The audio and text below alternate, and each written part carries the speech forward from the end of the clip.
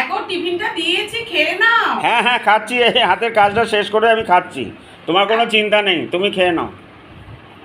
আচ্ছা, বলছি বন্ধুরা, তোমরা সব ভালো তো? ভালো থেকো। বলছি যে আমি সকালে টিফিন করছি আজকে টক দই, একটা কাঁঠালি কলা, আর চিড়ে, আর একটু আপেল কুচি, এই দিয়ে টিফিনটা করছি। তো আমি খাচ্ছি, তোমরাও খাবে, ঠিক আছে?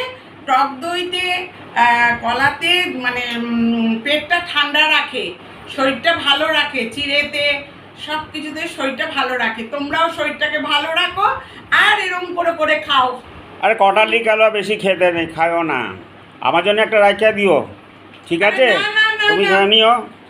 এরকম বলো না গো, হ্যাঁ। তুমি সব খাও, আমার শান্তি।